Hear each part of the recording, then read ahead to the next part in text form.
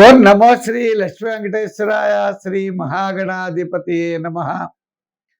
ఉగ్రం వీరం మహావిష్ణుం జ్వలంతం సర్వతోముఖం నృసింహం భీషణం భద్రం మృత్యుర్నమామ్యహం. ప్రేక్షకుల నమస్కారాలు తెలియజేస్తూ ఈ వారం రాశిఫలాలు తెలుసుకుందాం. 9 నవంబర్ నుంచి 15 నవంబర్ వరకు ఉన్న గ్రహాల యొక్క పరిస్థితిని బట్టి మనం రాశిఫలాలు తెలుసుకుందాం. అయితే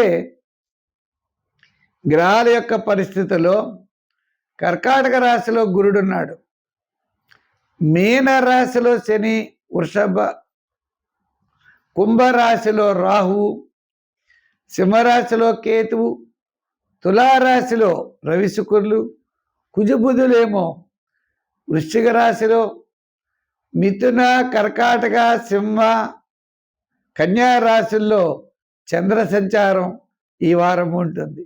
మనం ముందుగా ఈ వారం రాశి ఫలాలు తెలుసుకుందాం. సింహరాశి. ఈ సింహరాశి వారికి మరి ఆత్మస్థైర్యం ఎక్కువ, విందులు వినోదాల్లో పాల్గొంటారు, ఆధ్యాత్మికమైనటువంటి విషయాలన్నీ కూడా అనుకూలం.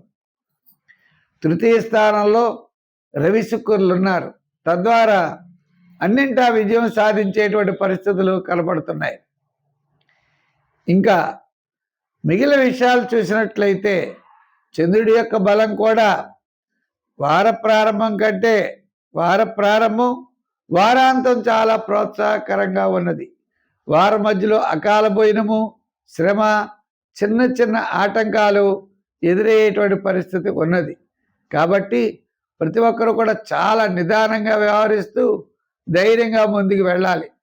అష్టమ శని ప్రభావం వల్ల సమస్యలు, చిన్న చిన్న ఆటంకాలు ఎదురవుతాయి. ఎదురైనప్పటికీ మిగిలిన గ్రహముల యొక్క బలం చేత తప్పనిసరిగా విజయం వైపుకు దూసుకుని వెళ్ళేటువంటి పరిస్థితులు ఉన్నాయి. ఉద్యోగపరంగా అభివృద్ధి, రాజకీయ పరంగా పర్వాలేదు, వృత్తుల పరంగా చూస్తే కాస్త ఆర్థిక పరమైన డెవలప్మెంట్స్ ఉన్నాయి. వ్యాపారాత్మకంగా చూస్తే నూతనమైన వ్యాపారాదులు యందు వారాంతం ఎక్కువగా దృష్టి పెట్టే అవకాశాలు ఉన్నాయి. ఫైనాన్స్, జనరల్, కిరాణా, అలాగనే రియల్ ఎస్టేట్, షేర్స్, అలాగనే మీకు ఎలక్ట్రానిక్స్, గృహోపకరణాలు, ఇటువంటివన్నీ కూడా తప్పనిసరిగా బాగా యోగిస్తాయి. ఐరన్ విషయాల్లో మాత్రం జాగ్రత్తలు తీసుకోవాలి. అంచేత వ్యాపారాత్మకమైన విషయాలు తప్ప, అంటే ఆర్థికంగా తప్పనిసరిగా అనుకూలంగా ఉన్నది.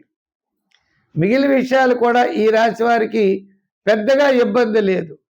అష్టమ శని ప్రభావం కొంచెం ఇబ్బంది కలిగించవచ్చు. నిదానంతో వ్యవహరించండి, విజయం మీరు తప్పనిసరిగా అందిపుచ్చుకుంటారు.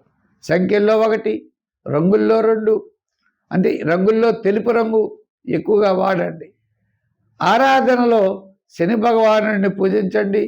ఆయన మిత్రుడైన ఆంజనేయ స్వామిని కూడా మీరు బాగా పూజిస్తే తప్పనిసరిగా మంచి ఫలితాలు ఉంటాయి.